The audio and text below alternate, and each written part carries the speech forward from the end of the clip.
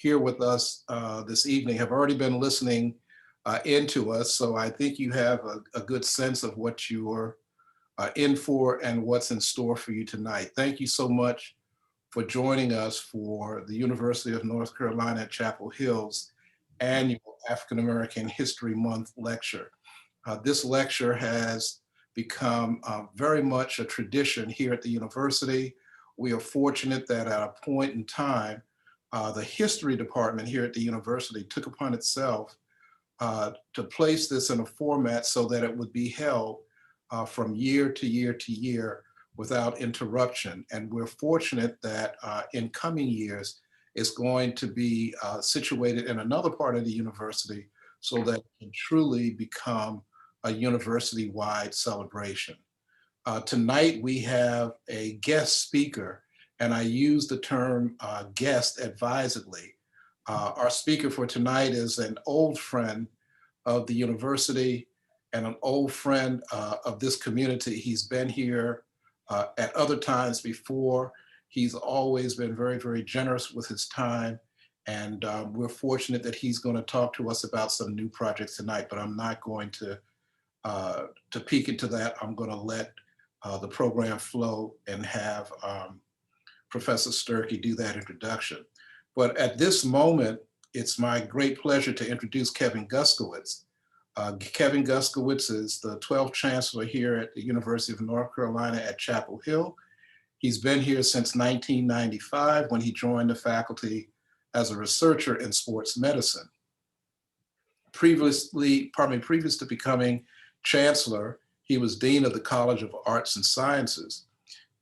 He was already known for his work on concussions and brain injuries. He is also a keen and distinguished professor of exercise and sports science and was founding director of the Matthew Gaffeller Sport-Related Traumatic Brain Injury Research Center, where his research influenced NCAA and NFL concussion guidelines. He is a recipient of a MacArthur Fellowship, commonly known as the Genius Grant, for his work on head injuries. Time magazine also named Kevin a game changer in 2013 and as one of the 18 innovators and problem solvers that are inspiring change in the US. Kevin earned a BS in athletic training from Westchester University, an MS in exercise physiology athletic training from the University of Pittsburgh, and a PhD in sports medicine from the University of Virginia. So now I give you Chancellor Guskowitz. Thank you so much for joining us. Great. Thanks so much, Joseph. And good evening. It's my honor to welcome you to the 2021 African American History Month lecture. Due to the collaborative efforts of our history department to bring together units from across the university, this lecture has become, as Joseph has already said, an annual Carolina tradition. And this is the 21st year as a campus-wide event. And we're thrilled to have Charles Cobb with us, joining us this evening as this year's speaker. And I want to also take a moment to thank those involved in organizing the event, especially Joseph Jordan, William Sturkey, Jerma Jackson, Donna Jones, Franco Ray, and Sharif Dramé for their efforts in making tonight possible. This is really one of the most important events on our campus, and I think it's important that we think about how we can better understand and learn from our history, and that's what this is about this evening. At Carolina, we value and encourage civic engagement. Being an engaged and thoughtful citizen today requires reckoning with our past. We know how important this is here on our campus, and it's central to so many ongoing initiatives that we have. Our History, Race, and a Way Forward Commission that was launched last February, our Reckoning Project, our Barbie Cemetery Project, and more.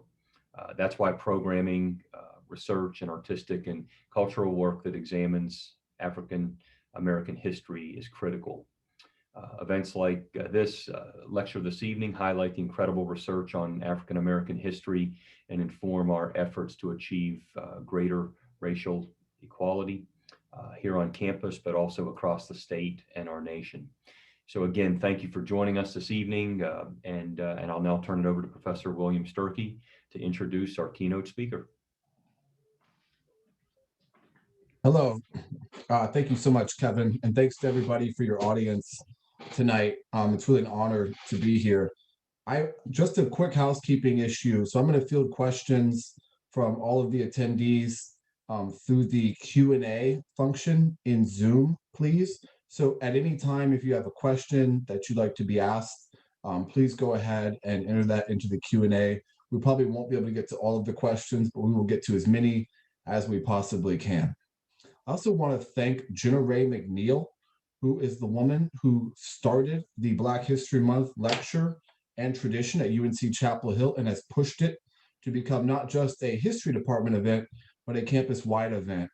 And I very much feel honored to be operating in her legacy and in her shoes tonight, introducing Mr. Charlie Cobb. So a lot of times when you give introductions in academic spaces, they can be incredibly long-winded and listing all of the articles and the books and the events and everything else. That's impossible to do with Mr. Cobb. So I'm going to keep it very, very brief, if that's okay. Charlie Cobb is a veteran civil rights activist, an organizer, a journalist, a historian, a speaker, and an author, among many things. He is among the generation of young Black activists who helped shape the civil rights movement of the early 1960s that dismantled Jim Crow. And Mr. Cobb, we talk about you in my History of the Civil Rights Movement class every year. You and one of many people.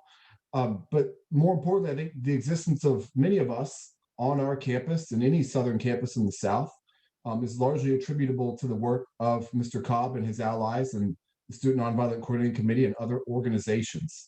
And I think we should all be grateful for that. Cobb is the author of many books, including Radical Equations, Civil Rights from Mississippi to the Algebra Project, On the Road to Freedom, a guided tour of the Civil Rights Trail, and most recently, This Nonviolent Stuff Will Get You Killed, How Guns Made the Civil Rights Movement Possible. Charlie Cobb is also an incredibly courageous and generous scholar, organizer, leader, thinker.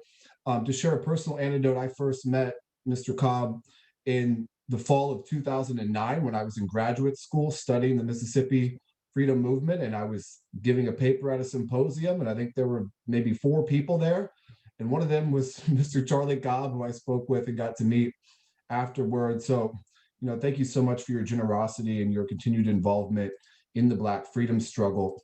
In recent years, Mr. Cobb has been working even harder or even more consistently or as consistently as he did in the 1960s. In recent years, he's been involved with the SNCC Digital Gateway, but also working with young people and mentoring organizers today. And I think his courage, scholarship, and vision should really serve as a model for all of us. And so it's really my great pleasure and honor to introduce Charles E. Cobb, Jr. Thank you. Thank you. And thank those of you at the university who are responsible for getting me to this campus to make this presentation. What I want to do is really present this movement to you that I was involved with in the 1960s from the inside out, as we like to say, and point to some things that I think are useful for today, because we did not solve every problem or resolve every issue in our day during our days of struggle. I also want to introduce you to some of the people who have not been included in the canon, so to speak. First of all, in the minds of many, the civil rights movement is usually thought of as mass protest in public spaces led by charismatic leaders. That, however, only partially tells the story. An organizing tradition, a very old grassroots-focused tradition, better describes the movement. Enslaved Africans, after all, were not conducting nonviolent protests at auction blocks or sit-ins in plantation manor dining rooms. They were organizing resistance to their enslavement as best they could. Scapes via Underground Railroad routes, secret schools, a gospel of liberation in their churches and in the songs they sang, armed rebellions, work slowdowns, and sabotage. We wear the mask, poet Paul Laurence Dunbar wrote in 1895. Even today, the first few poignant lines of this poem bear repeating. We wear the mask that grins and lies. It hides our cheeks and shades our eyes. This debt we pay to human guile with torn and bleeding hearts. We smile and mouth with myriad subtleties. Understand how Black people have made their way in America through centuries of slavery, betrayal, the rankest forms of discrimination and Jim Crow. Dunbar's words help reveal how survival and resistance to white supremacy were enabled and sustained. In many ways, we still wear the mask. In my own writing and speaking, I try to push forward the Black organizing tradition. It is what I consider most relevant for continuing struggle in the 21st century, as well as for properly understanding freedom movement history throughout the centuries of life in America. Black struggle today descends from earlier organized efforts at freedom. Understanding this helps us to see more clearly the commonalities and connections between past and present. And this organizing tradition does not mean that the mass protest demonstrations we most frequently think of as defining civil rights struggle, Selma, Birmingham, the 1963 March on Washington freedom rides, and the more recent protests of today's movement for Black lives, contravene this tradition. My basic approach to discussing the Southern Civil Rights Movement, or freedom movement, as we often called it, is from the bottom up, or put another way, from the inside out, since I was very much involved with the movement as a student Nonviolent Coordinating Committee, or SNCC, field secretary. The day-to-day work was slow and dangerous.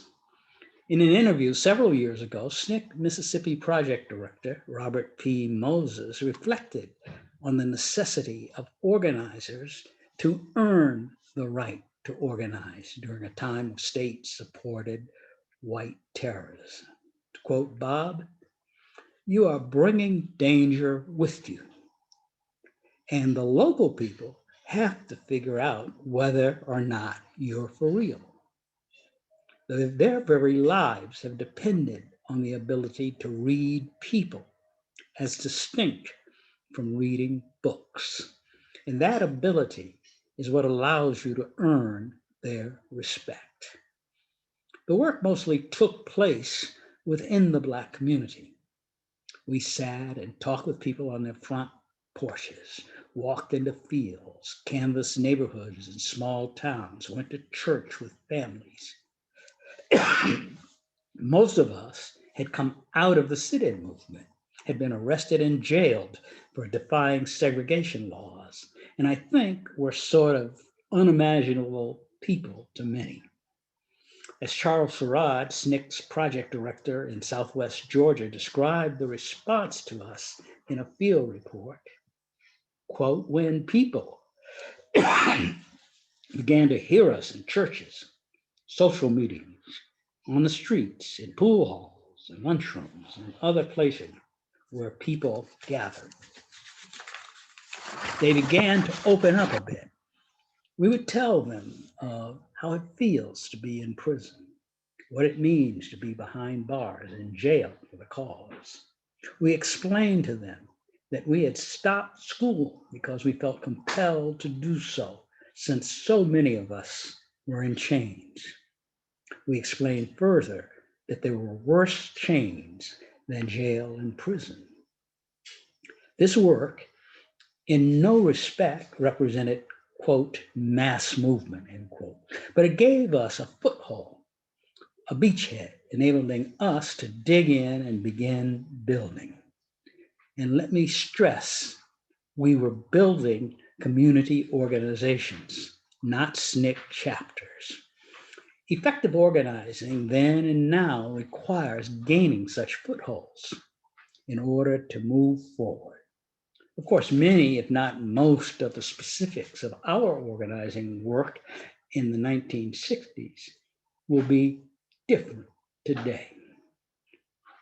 As much as the movement directly challenged the denial of voting rights, segregation, racial discrimination, and white supremacy, the challenges Black people made to one another within the Black community are fundamental to a real understanding of the movement. This underappreciated dimension of Black struggle is as important today as it was in earlier times, maybe even more important now, given the kind of violence we are witnessing in so many American cities. Before going further, let me tell you a story about Reverend Martin Luther King that illustrates what I mean when I say that challenges within the Black community is what really drove the movement. Reverend King was born really 92 years ago in January 1920. And part of what at least some of us try and do throughout the year is acknowledge his important work without getting lost in the misleading idea of the civil rights movement being launched by, quote, the great man, end quote. Before he achieved national and international renown as a civil rights leader, King was a young minister who had just arrived in Montgomery, Alabama to pastor the Dexter Avenue Baptist Church. Now, after Rosa Parks' arrest, Black Montgomery organized a highly successful one-day boycott of buses. I'm tempted here to discuss Mrs. Parks at length. She was much more than a weary seamstress seeking a place to sit on the bus. As she put it, she had a life history of being rebellious, end quote. At the end of the day, Montgomery's Black leadership, many of them ministers, met in Martin Luther King's church to discuss continuing the boycott until the city committed to desegregation of bus seating. Most who spoke expressed various degrees of reluctance about doing this. Finally, the preeminent Black leader of Montgomery, E.D. Nixon, one of A. Philip Randolph's Union men in the Brotherhood of Sleeping Car Porters, and the former head of Montgomery's NAACP, rose and spoke. As the story came to me from Johnny Carr, 95 years old when she was telling it, and part of a core group of women who had been working with Rosa Parks since her 1940s campaign against the unpunished rapes of Black women, many of them young girls, by white men, Nixon basically accused the gathering of cowardice. Here's what Ms. Carr said Nixon told the mostly male gathering. You preachers been eating these women's fried chicken long enough without doing anything for them. It was Black women, after all, riding buses across town into the white community to jobs as domestics and cooks and nursemaids who suffered regular humiliation traveling on public transportation. Now, Mr. Nixon continued, it's time to get up off your butts and do something for them. It was then that a 26-year-old Martin Luther King stood up. Do we even think of Martin Luther King as a 26-year-old? I am not a coward, he said.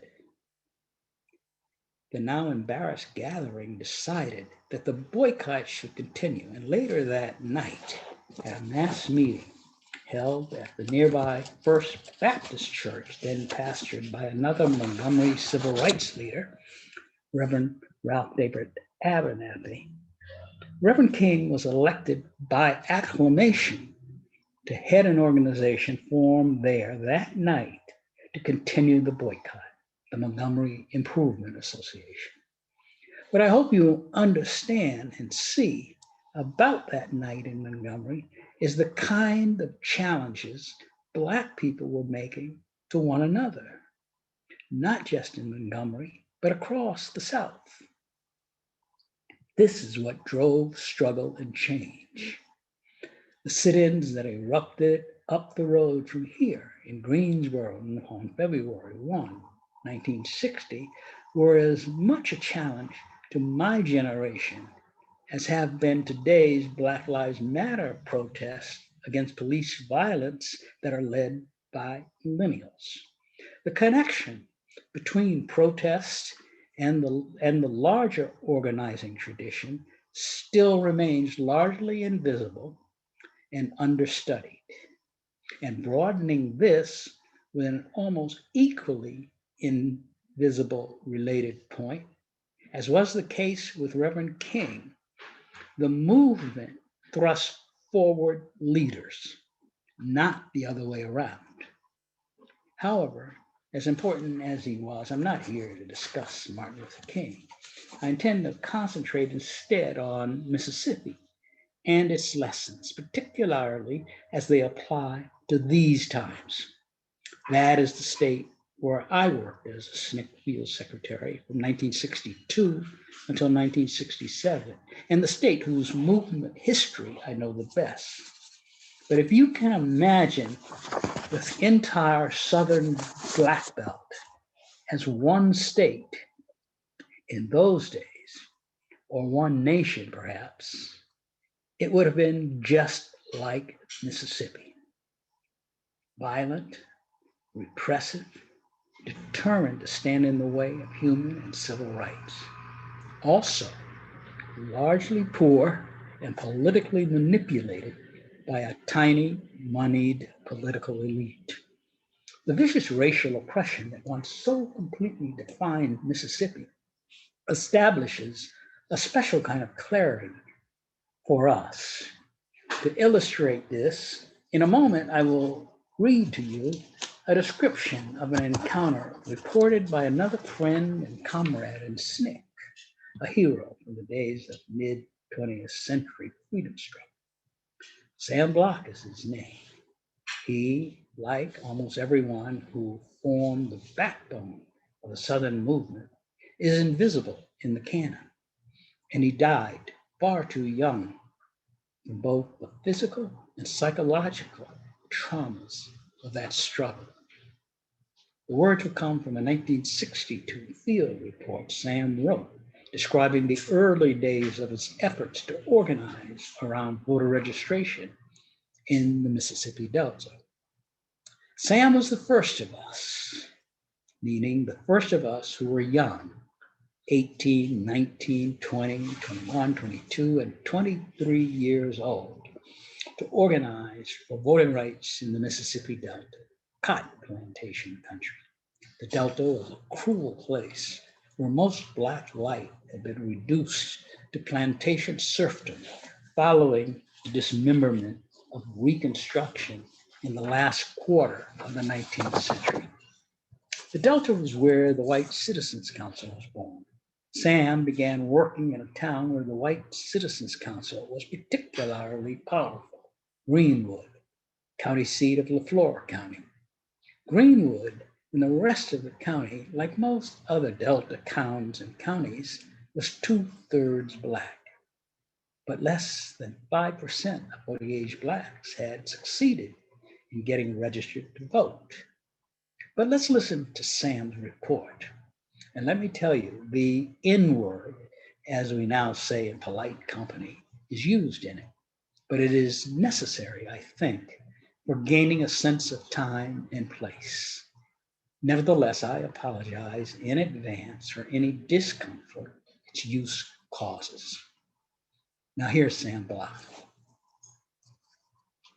We went up to register, and it was the first time visiting the courthouse in Greenwood, Mississippi. And the sheriff came up to me and he asked me, he said, "Nigga, where you from?" I told him, "Well, I'm a native Mississippian."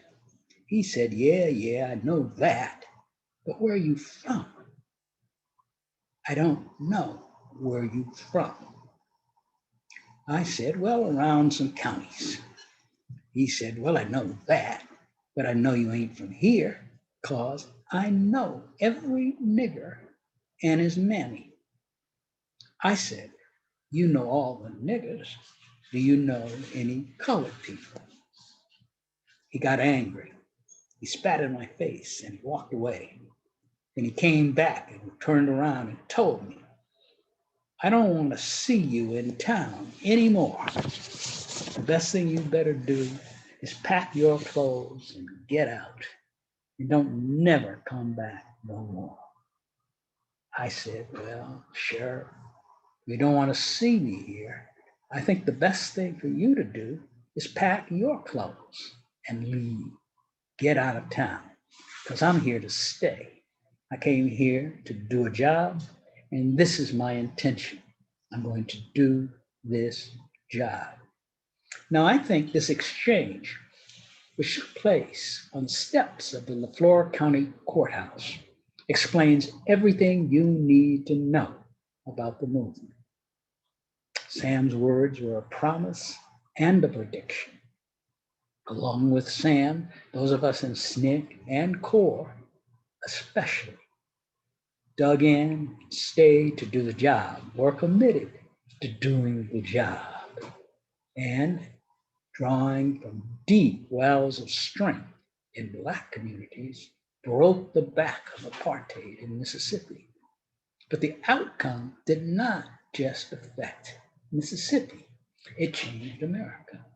The job we did resulted in changing the rules of the National Democratic Party, and that is what laid the groundwork for the Obama presidency and for Kamala Harris today. This is not boast, this is history. Basically, in fighting for the right to vote and winning, the door was open to the possibility of winning any elected office, even the highest in the land. In other words, it was empowering. As the Black abolitionist Frederick Douglass pointed out in 1857, and it is as relevant now as then. If there is no struggle, there is no progress. Without saying that white supremacy has been defeated and that every problem associated with race has been resolved, I am here this evening to praise of Black struggle and to testify that the violence underlying the Greenwood Sheriff's words revealed the blood-soaked ground in Mississippi and across the American South has been the price of progress.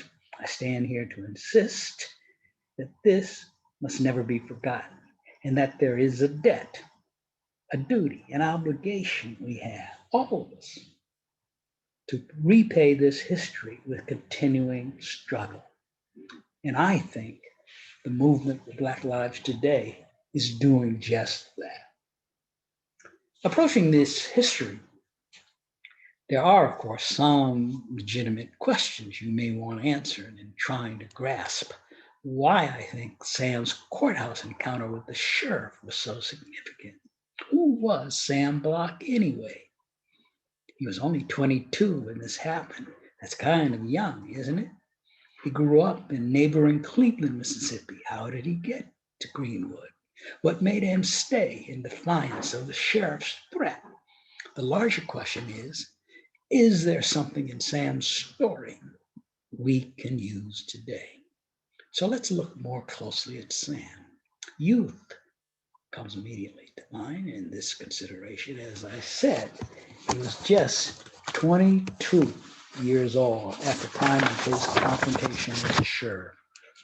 Largely missing from the narrative about the civil rights movement and the work that went into building it is that in many instances, it was led by young people like Sam, was a convergence of young people who, with older people, the ages of their parents and grandparents, were willing to share their experience in history.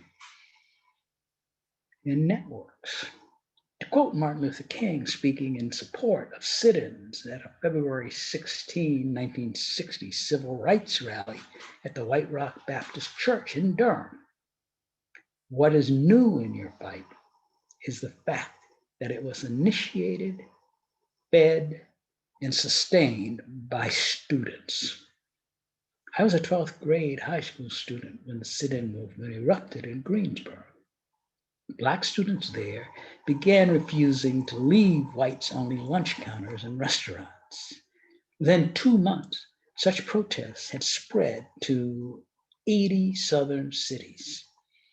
The student protests in Nashville, Tennessee, Atlanta, Georgia, and other southern cities that year reached many of us via television and newspapers, especially Black newspapers. And for me and most of my friends, before seeing these sit-ins, civil rights struggle had been something grown-ups did. Now, looking at young people like Diane Nash, or John Lewis, or Julian Bond, students, my generation, the Emmett Till generation, what was coming through to me was that civil rights struggle was something we could do and needed to do. We see something similar to this in the way that protests over police violence have led today to an ever-expanding movement for Black lives that is led by young people. A whole set of young leaders has begun to emerge and lay claim to the future they want to live in, have launched a struggle for their future. As a SNCC veteran, now 77 years old, I see a lot of my younger self in this and applauding. Now, Sam Block was also one of Amzie Moore's people. That's who sent him via SNCC to Greenwood. SNCC, which grew out of the sit-in movement, had by 1962 evolved into an organization of organizers, working closely and at the grassroots with older veterans of civil rights struggle, many of them local NAACP leaders like Amzie. And let me credit right here the importance of World War II veterans. Amzie Moore was one. You won't know Amzie's name any more than you knew Sam's, but you need to know something. You need to know some things about Amzie, because understanding what he represents is another essential component of any real discussion about the movement and Black struggle. Amzie was the president of the Cleveland, Mississippi NAACP and had decided that he wanted to tap into and use the young energy he saw in the sit-in students. He admired what the students were doing, but was not at all interested in mounting sit-ins in his little town. He wanted a voter registration campaign. He put that idea on our political plate, challenging our idea that direct action only meant sit-ins and picket lines of protest. Amzie wanted to see the emergence of Black power in the Mississippi Delta. Enough Black people were there. Registered Black voters were not. As we began working in the Delta, Amzie Moore's home in Cleveland was a central meeting place for organizers. It was an orientation center, a place to sleep overnight if necessary, a place for breakfast of scrambled eggs or for a spaghetti dinner. It provided telephone connections and was always full of conversation, as well as Amzie's sometimes grim, sometimes funny stories of Delta life in earlier civil rights struggle. Floodlights washed his backyard because he was certain that one night Ku Klux Klansmen or white terrorists of some sort would attack his home. Often Amzie, who fought the Nazis overseas, sat in the bay window of his living room with rifles and pistols, waiting to repel an attack he was certain would come.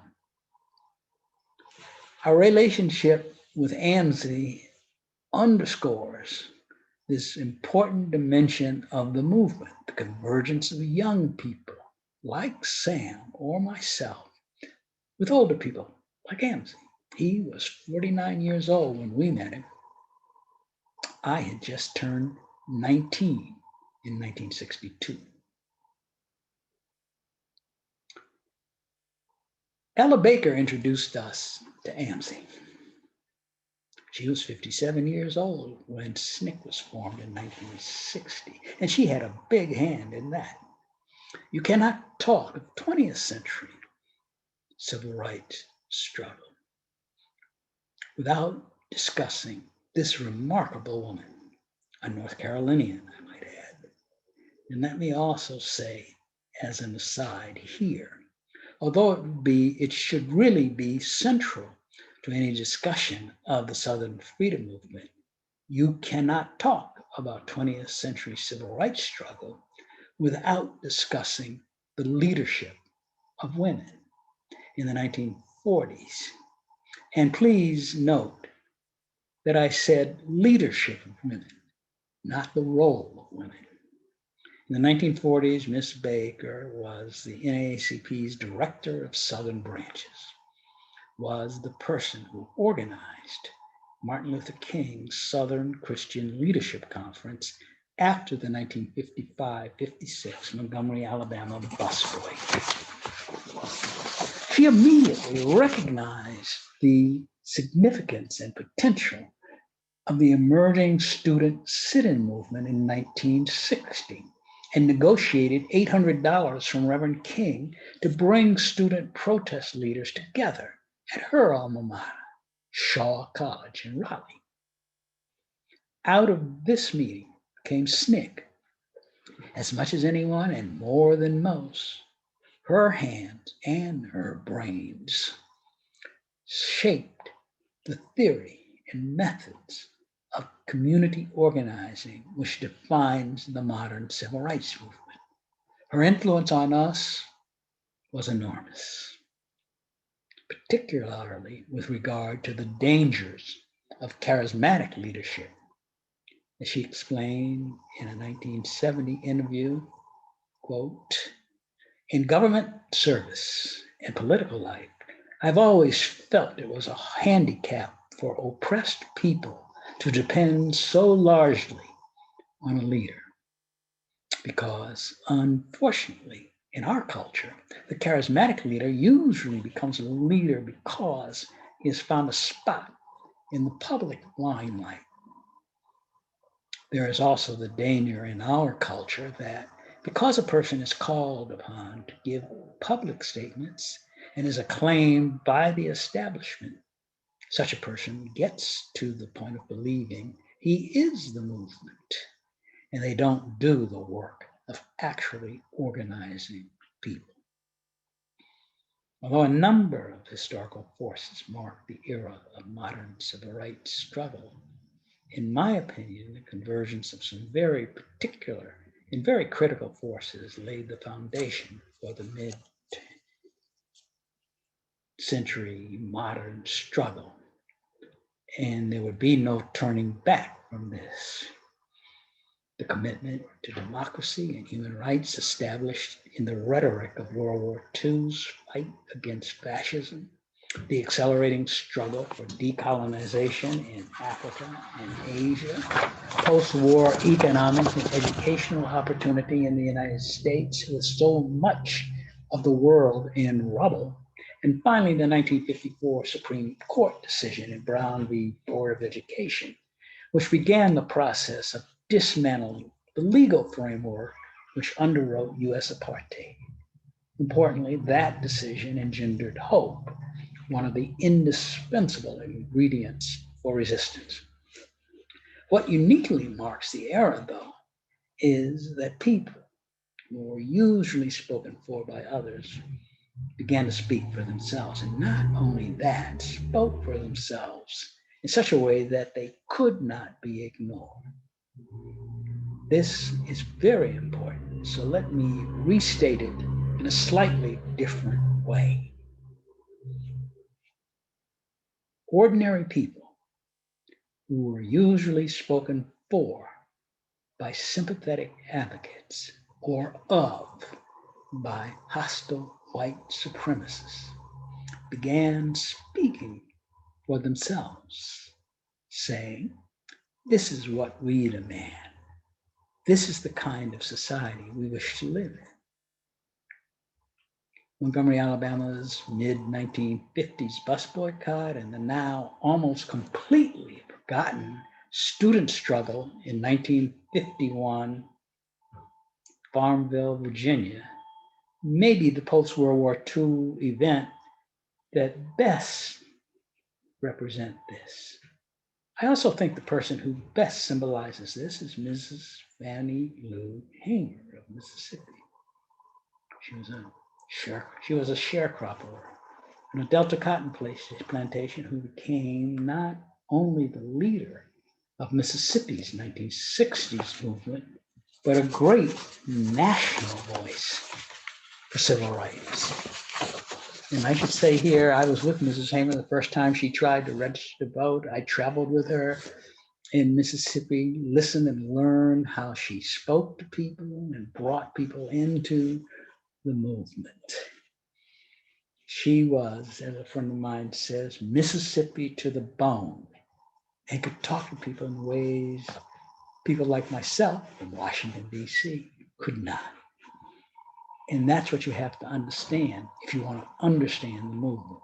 In any case, sharecroppers, day workers, cooks, janitors, farmers, factory workers, beauticians, and barbers, as I said, ordinary people who usually spoken for or of, these voices began to be heard, or at least could no longer be ignored in the mid-20th century. And through organization and direct action, they challenged and changed a way of life.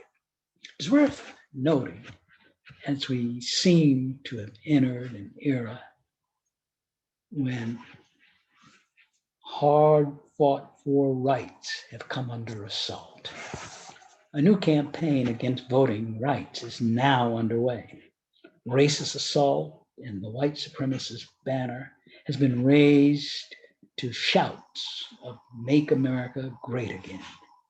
And such calls do not come from hidden corners, but over the last 5 years have come from the White House itself.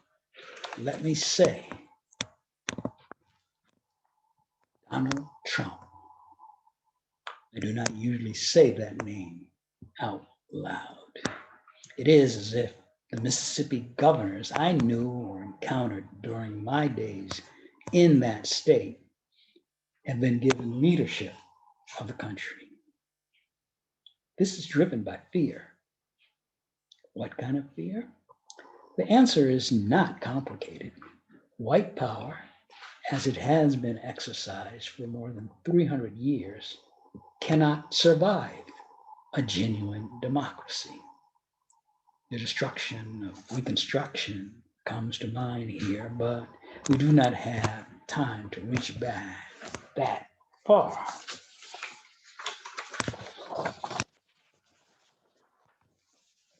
In 1960, SNCC organizer Bernard Lafayette, one of the leaders of the Nashville student movement, organized the first civil rights meeting in Selma, Alabama.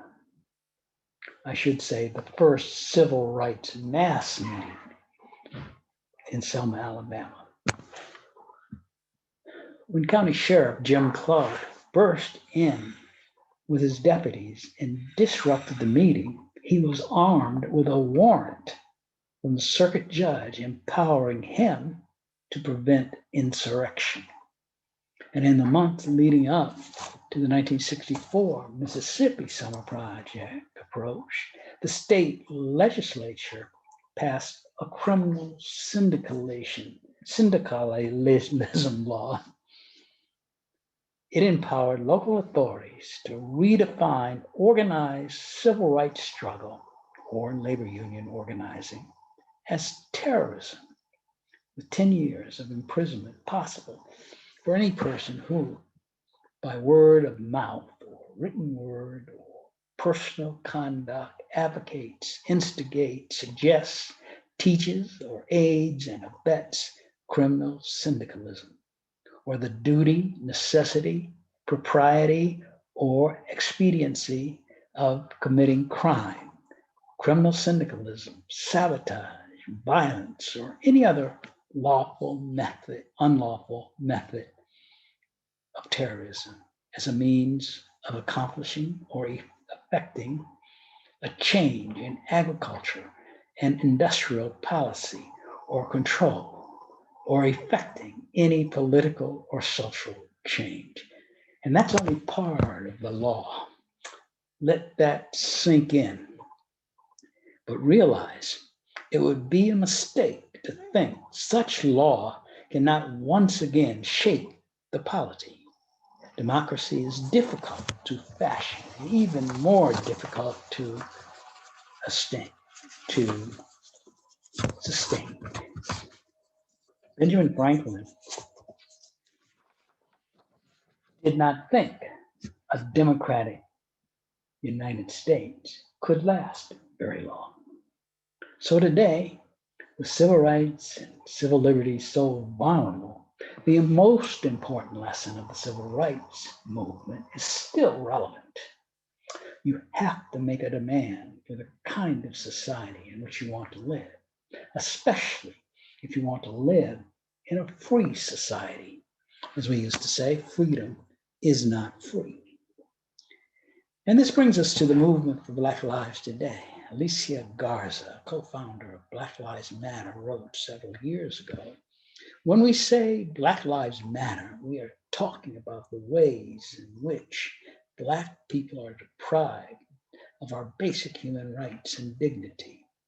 It is an acknowledgement that Black poverty and genocide is state violence. It is an acknowledgement that 1 million Black people are locked in cages in this country. 1/2 of all people in prisons or jails is an act of state violence. It is an acknowledgement that Black women continue to bear the burden of a relentless assault on our children and our families. And that assault is an act of state violence. Ms. Garber's framing mirrors the concerns with systemic oppression that we held while fighting for change in the South. I, for one, think present-day protests have been powerful and effective. Now they face the question of organizing beyond protests, a question we had to face too. I believe the earlier movement history I've offered here can be of some use to the young people working to maintain ongoing struggle today. Obviously, while not everything from our era will be useful for 21st century activists, there is a core reality that strong movements are built by developing inclusive relationships capable of knitting together strategies formed as a result of listening to ordinary people's experiences and ideas for change. More than any single thing, this is what the movement did in order to engage in effective struggle back in the day. I think doing this in the Black urban communities that now form the heart of Black America is much more difficult than what we were faced with in the rural South of the 1960s. But the basic principle of digging in and finding a language that works in communities remains fundamental. This is a conversation we also have no time for this evening. But I do know that this discussion has begun among some of the groups that form the movement for Black Lives. So, as the Mozambicans used to say, in their struggle for independence from Portugal, a luta continua, the struggle continues. Now, as I reach near the end of my time before you, I have to ask you to consider this, which can serve as a theme for today's struggle, as much as it served as one of the founding principles of the United States in 1776. We hold these truths to be self-evident, that all men are created equal, that they are endowed by their Creator certain unalienable rights, that among these are life, liberty, and the pursuit of happiness. For all of the contradictions found throughout US history, especially the founding contradiction of slavery, this is the core, though still unrealized, ideal of the country, of we the people. Government, as we've known it since the country's inception, has always been ambivalent and at many times hostile to this ideal. And this is really what I have to say to you this evening, what we learned in the passage of time from Martin Luther King's emergence in 1955 to the now of Black Lives Matter. It's the emergence of ordinary people as leaders and spokespeople that is the real force for change. People who keep their eyes on the prize, as the old song goes. And remember this, considering the pieces of history I've offered you this evening, you live better in the world. You live in a better world because of the people and struggles to make it a better world that have preceded you. And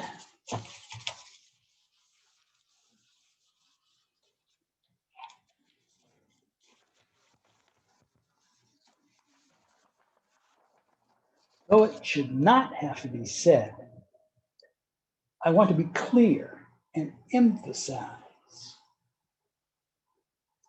that Black Lives Mattering makes all lives better. So in the final analysis, I'm in fact challenging each one of you listening to me to be the change that helps make a better world. We all need to live in a better world, not just Black people. Now let me conclude here with words that come from the great theologian Howard Thurman, who in 1953 became Dean of Boston University's Marsh Chapel, the first Black dean at any predominantly white American university, and who mentored Martin Luther King as he studied for his doctorate at that university, as well as others who were attracted to the school because of Thurman's presence, including my own father, a Durham native.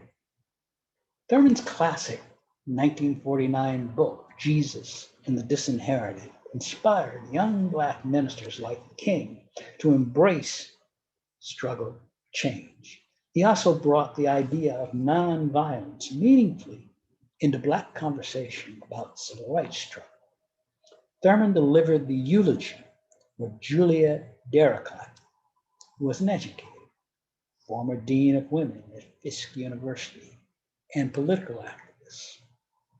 She died far too early at the age of 34, when, after being critically injured in a 1931 traffic accident near Dalton, Georgia, a close-by whites-only hospital, a tax-supported hospital, refused to admit her. Thurman's words at her funeral stick with us and challenge us and inspire us even today. Quote, "There is work to be done, and ghosts will drive us home," Thurman eulogized. "This is an unfinished world, and she has left an unfinished task? Who will take it up? I look to continue. Thank you.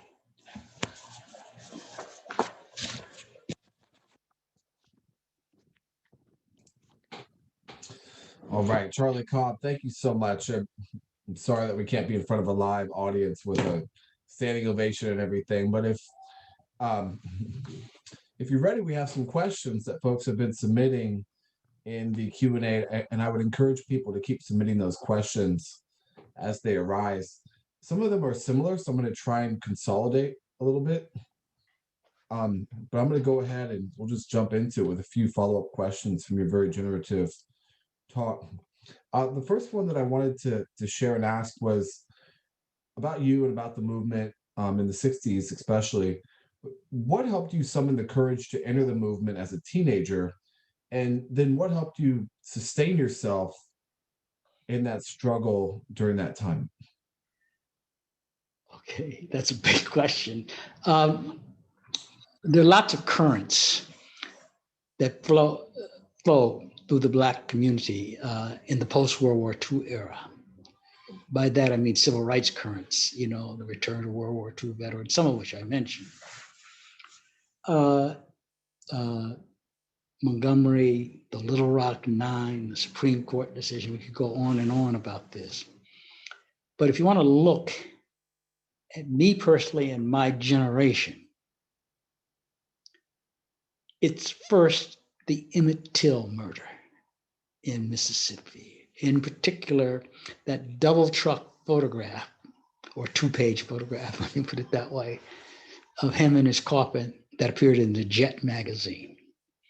And I can remember my friends and I standing around on the corner looking at this photograph and talking, because Till was our age. Till was killed when he was 14, and we were all 14 or 15 years old. So that planted the idea that something has to be done about this. You can't just kill one of us our age and nothing be done about it. Secondly, the sit-ins. As I said, we are looking at people that look like us when we're looking at Julian or Diane or Bernard Lafayette. There were certain places that got media coverage: Atlanta, Nashville, New Orleans. And we're looking at people that look like us. I was a 12th grader. Some people were starting college. I think Stokely Carmichael was just starting Howard when the sit-ins erupted and so forth. So that resonated with us. And what was coming through to us was a challenge. What are you going to do? Because if you were Black in 1960 or 61 and planning to go to college, the odds were overwhelming that you'd be going to a historically Black college or university.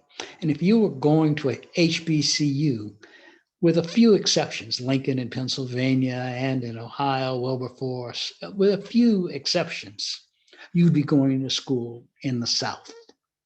And if you were going to go to school in the South, whether you were from Massachusetts or Mississippi, you were going to be confronted with what the people you were looking at sitting in were confronted with: segregation and Jim Crow. And you were confronted right then with the fundamental question: what are you going to do? And some of us, as I did the following year, chose to involve myself in the sit-in movement. This is not a question of courage. This is really a question of right and wrong. What are you going to do? And that question, that challenge kept infusing my life in those early years. So I wind up in Mississippi, not because I planned to go to Mississippi and work for SNCC and voter registry. None of that was in my mind when I was 18 years old and in my freshman year of college.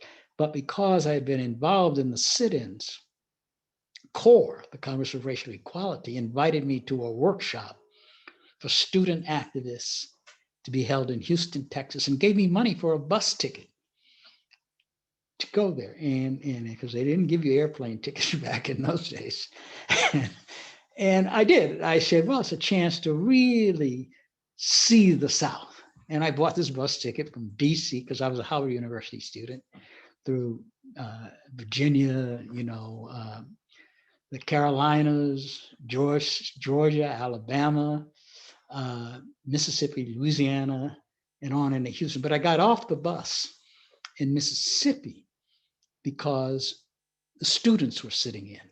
And I felt it was one thing for me to be sitting in around Washington, D.C. I felt it was something qualitatively different for students to be sitting in Mississippi, the state where Emmett Till was killed. That's what wholly defined Mississippi in our thinking. This is where the state where Emmett Till was killed. And for students to be sitting in there pushed me to make an effort to meet them. And I did. I got off the bus, negotiated my way to their headquarters and introduced myself. And I try and compact this story. Suffice to say, those students challenged me. When I told them I was on the way to Texas for a workshop, one of these students, Lawrence Giat, who would later become chair of the Mississippi Freedom Democratic Party, then just finishing up at Tougaloo College, got up and hovered over me with complete disdain. And Giat's a big guy, was a big guy, he's passed, was a big guy, 6 foot, couple 100 pounds, and he's hovering over me, and he confronts me with a question that I still remember. He said, "You're going to Texas for a workshop on civil rights? What's the point of doing that when you're standing right here in Mississippi?" That was what Giat threw at me. And I had not thought about staying in Mississippi until then. And I said, what is the point of doing that? And I decided, it was summer, the end of the school year. So I decided to spend time with these people in Mississippi, and wound up going up into the Delta with them, becoming involved in voter registration in Sunflower County. And at the end of the summer, I realized I couldn't, after all this, because when you're doing that, you're putting people at risk. I couldn't now say, well, it's been interesting, folks, but I got to go register for classes. I'm just not made up that way. I realized that I couldn't leave until I felt comfortably that the job was done. And I wound up staying 4, almost 5 years in Mississippi before I felt comfortable about leaving. And then I get into the whole journalism business and stuff like that. So the question of fear, the bigger fear was not what might happen to me, because my eyes were open. Once you're in there, you know what can happen. And if something really happens or you're in serious danger, you can leave. I had the one option that the people I was working with didn't have. I could always leave. And that was their biggest fear, that I'd encourage them to do something, they do it. And then when the mess, as they used to phrase it, came down, I'd go back to Howard because I could do that and they couldn't. So I had to stay. And that's that's not it doesn't really completely explain how I accommodated myself to the state. One, I was fascinated also. I'd never been in a universe like Mississippi was. I mean, I have lots of stories. If I can put a commercial in here, you can read my last book, This Nonviolent Stuff Will Get You Killed, How Guns Made the Civil Rights Movement Possible. And I tell some of those stories, but so do a lot of other authors who come out of the civil rights movement. I just don't think, in response to your question, that I had to convince myself to overcome fear. You put one foot in front of the other and move forward. It's very slow and it's sometimes dangerous. But one of the things I learned was it's not always dangerous or even mostly dangerous. There's a whole life in these places, ordinary life, from juke joints to churches. And you can enter into that if you're open. That was a little longer than I intended. I apologize. Well, one of the questions that people have been asking in the Q&A, and I would encourage people to keep using the Q&A, please, is, these connections between the movement of the 1960s and the current movement now. And so especially if Emmett Till was this catalyst that brought so many of you all together, what are the differences, what are the similarities that you see, especially in light of differences in technology? And I also want to just remind us all that today is the 1-year anniversary of the day that Ahmaud Arbery was murdered. And so, there are all these different flashpoints, right, for this new generation, even going back almost to another generation, going back to Trayvon Martin. What are the similarities and differences that you see in terms of the wave that, you were part of in the 60s, but then also the wave that you're a part of now? Well, I think there's not too much dissimilarity here. The acquittal of George Zimmerman after murdering Trayvon Martin in 2012 is clearly a catalyst or a trigger for student activism. Out of this emerges the Dream Defenders here in Florida, where I live. There were other catalysts in other places. And by the way, Black Lives Matter, the organization, also was triggered by the acquittal of George Zimmerman. And I've had conversations with Alicia Garza about this and the emails that were exchanged among the 3 women outraged at the acquittal of George Zimmerman. Ferguson, different people, but the same story, essentially. You had a whole generation of people beginning to emerge in response to police violence against Black people, young Black people in particular, young Black males, although these murders aren't entirely just of Black males. So I find there's a lot that has considerable similarity to what's happening to me and a number of other young people my age with regard to Emmett Till's murder or the sit-in movement. I mean, it was just 4 students in Greensboro, North Carolina, that refused to leave the Woolworth lunch counter on February 1, 1960. But in less than 2 months, there were sit-ins like that in 80 southern cities. They were responding. It's funny, I think about it a lot. I don't know why the Greensboro sit-ins triggered such a large response, because it wasn't the first time there had been sit-ins. Reverend Douglas Moore, in a Durham native, had sit-ins at the Royal Ice Cream Parlor in Durham, but it didn't spread the way the Greensboro sit-ins did 3 years later. Doug Moore's sit-ins unfolded in 1957. Other people had Kenneth Clark, maybe one of the more famous names as a psychologist, who played an instrumental role in the 1954 Supreme Court decision. In the 1930s, when he was a student at Howard, he was arrested with a group of other students protesting segregation in the restaurants of the nation's capital. So there's a whole history to sit-ins. Well, why did they catch on in 1960 and not in 1957 or 1953 when there were sit-ins in Washington, D.C.? I don't know.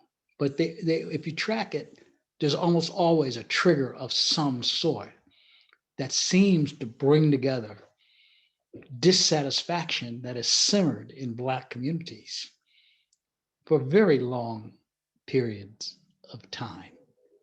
And if you living in the Black community, what the students, whether they are millennials of 2012 or war babies like me, born in the midst of World War II in the 1940s, there there's a simmering anger that always exists that enables people to understand these protests are going on, even if they're not prepared to participate in them. Amzie Moore, who I talked about, who had no interest whatsoever in having sit-ins in his little bitty town. There were only a couple of restaurants there in the first place. So he was not interested in that, but he recognized an energy that he thought he could use for what he did want, which was a voter registration kit. And he came to SNCC's second meeting to put that on the table. And SNCC had a huge debate about this that lasted for months. And in some respects, you kind of see that too in the movement for Black Lives Today. The SNCC debate was over, is this selling out to the Kennedys? Is the struggle about making us Democrats? You know, we need to do something more radical. I mean, that debate happened 60 years ago, and it happened a year ago within the context of the presidential election. I mean, do we want to do this? So I don't find, I find a kinship, let me put it that way, as opposed to stating it negatively. I find a kinship in the thinking of the leaders of the movement for Black Lives and the kind of thinking that existed inside SNCC all those years ago. Could you maybe talk a little bit more, please, about your current interaction with younger activists, but then also folks who are just, on the ground, everyday teachers? How do you engage with them about the civil rights movement? Well, I pay a lot of attention to what they're doing and saying. We formed during SNCC's 50th anniversary. We formed, and this is before, say, Trayvon Martin, we formed a SNCC Legacy Project. And what the core idea of it was to begin to pull together SNCC's history with the idea of making it accessible to the public. And that began a relationship with Duke University around this and the creation of the SNCC Digital Gateway. Well, within the context of doing that, as we watched the emergence of the movement for Black Lives or Black Lives Matter movement, whatever you want to call it, it seemed important to us to enter into conversation with them. Part of that was curiosity, what's on their mind. Part of that was, what can we do to help? We like what we're seeing so far. And a lot of our interaction has been just that. Very little that we do in the way of public events do we exclude. Nothing. We don't exclude, we try and involve young participants in the movement for Black Lives. We had a whole conference with them years ago. And we're interested, and we want to make it clear to them that we have an experience that you can dip into and use as you see fit. We're not in the business of telling you what to do. And they sort of knew the name SNCC. They knew the name Ella Baker. They knew the name Fannie Lou Hamer and a few others. It wasn't a great in-depth knowledge, but they knew these names and were interested in having conversations with people like us. And we have sustained that conference for almost a decade now. And whenever they stumbled into some sort of controversy, we try and issue a public statement as an organization of support for them. We think this is the future, and you need to pay attention to what they're thinking. Doesn't mean you have to agree with everything that they're doing. We make it clear to them, or try and make it clear to them, that we are at least one set of people out here who will stand with you. We don't often march with them, too old, among other things. but they know that when it comes down to it, they have our support. And that's reinforcing, I think, of their own morale. And we try and probe them. What beyond protest do you want to do? Do you plan to do? What kind of future do you envision? How do you see yourselves getting there? You ask them questions. And we have the credentials to ask them those questions without them getting angry at us. Why are you doing this? Why are you doing that? And this next book I'm working on is a book that tries to get into their heads about the future that they want. Charlie, I'm going to ask a local question, if you will, about really broad issues about race in America. We, as a community here at UNC Chapel Hill, have been deeply struggling with racial history for especially several years now. With our whole Confederate monument and the controversy of 2017 and going forward, we as an institution seem to often know all the right taglines to say: diversity and inclusion. We know to tweet out celebrating Juneteenth, but at the same time, we also don't really know what to do with our Confederate monument. We also don't really know what to do with the street through campus that's named after the largest slaveholder in the history of the state of North Carolina. And so my next question to you is, what do you envision the role of universities being, especially as the public is facing some really old history that goes back to the history of enslavement or the Confederacy or all these other things? What role and responsibility do institutions have in this moment? Well, I think university or educational institutions could play a major role. I don't have a sense of it across the nation. They could make an argument, an effective argument, for removing the statues wherever they are. I don't care what they do with them, whether they break them up or whether they stick them in museums or what. But insofar as a public display of statues, they can make, because the point they can make, and it hasn't been made effectively, that these people these Confederates being celebrated as heroes and part of the deep soul of the South, these people were traitors. I think there's a need to label these Confederates for what they were. They launched a war that resulted in 600,000 people being killed. And that's a distinction I often make in conversations between, say, Robert E. Lee and Thomas Jefferson. Yes, Jefferson was a slave owner, and that history of slavery or the possession of slaves ought to be faced. But the difference between Jefferson and Lee is that Lee was a traitor. He killed people for his political idea.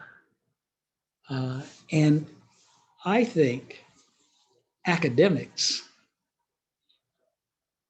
are the best voices to raise around this issue, because you don't have to engage in politics so much. It's simple history. These people, the Stonewall Jacksons and all of them, they were traitors.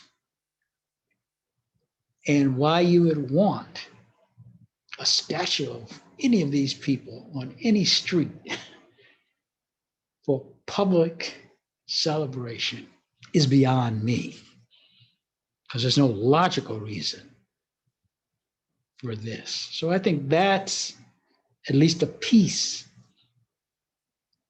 of the issue. I think ultimately these statues will be removed. I think to fight it is to go against the historical currents in the country today. But I think in direct response to your question, that there's a major role for academic institutions in advancing public consciousness about who and what these Confederates were actually about. There's little pieces, and they actually didn't start to go up in any meaningful way until the beginning of the 20th century. And then they went up to express public defiance of civil rights for Black people. That's another part of it. But to me, the historical argument against the statutes is they're anti-American. Simple as that. That's fairly straightforward. And the universities have the capacity to best make this case. I wonder what you would say, though, then what about, our university is very old. It goes back 70 years before the Civil War. Yeah. What do you say then about the legacies of slave owners? What legacy of slave owners except that they own people? I don't see any legacy. I mean, you can certainly discuss who they were in these institutions, whether it's the University of North Carolina or the University of Virginia. I'm thinking Southern schools, of course. You can certainly have, it's legitimate, in other words, to study slave owners. In my view, it's legitimate to discuss, to study slavery. That's a part of American history, after all. That's different than celebrating slavery or celebrating what, a real, I don't live in the academic world. So I don't know where universities and colleges are with respect to studying this. I'm not a part of any of those conversations. But I do think that it's legitimate to discuss slavery and slave owners and the bringing of African people to the United States for the express purpose of enslaving them to fill the pockets of really a moneyed elite. Because poor white people were not making a lot of money off slavery. They had been sold a bag of goods, and that's worth studying. I'm looking into the Bacon Rebellion right now, which at one hand was a rebellion that involved Blacks and white yeomen in Virginia. At the same time, really resulted in the creation of white people. Yeah. I mean, what I'm reading is teaching me that white people didn't really exist as white people in the earliest days of the American colonies. Instead, people were called by the nations: Dutchmen, Germans, Polish, Frenchmen. And so it was Bacon's rebellion. But again, that's beyond the parameters of this conversation. But I think all of that is legitimate to study at a college or university. I'm sort of liberal on this point, or libertarian one. I don't think anything should be off limits for study at a college or university. My objection to the Confederate statutes is that traitors or anti-American traitors have no place in the public space. Unless it's a museum, you can make a case for museums to have images of Confederates. And it's part of the history of the country. There's no escaping that. But I think we have, sorry. I think we have time for just one final question. I just wanted to bring a couple different points together, but obviously you talked about voting and some of the things that are happening now with voting in this country. with what you all were fighting for in terms of voting rights in the 1960s, and then obviously some of the successes in more recent years, but then also this idea of the nation as being this great republic, this experiment in democracy. How do you square up what's happening now in state legislatures all across our country with all of these different voting laws? And how do you think is best to fight to combat those, to make sure that everyday Americans can have that right to vote? Well, yes, I do see the United States as an experiment in democracy, not necessarily completely successful. I mean, and you can track that history going all the way back to the founding days, whether it's Black codes and slave codes, to segregation in the 20th century, Jim Crow, the denial of voting rights, political rights. But I think it's an experiment.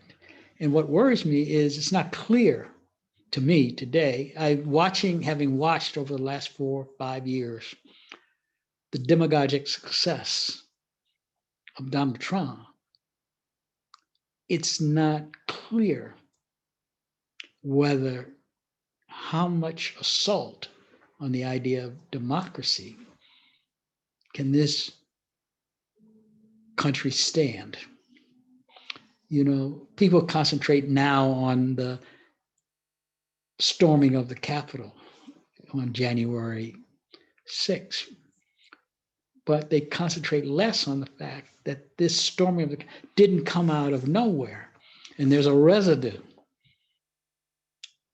throughout the country, maybe millions of people who still think storming the Capitol was all right. What does that mean for the future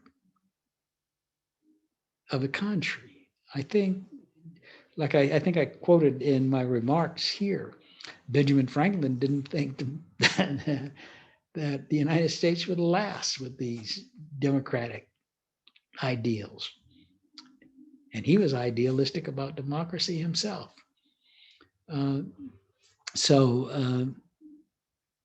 I think, and I don't want to go into deep discussion of this, but I do think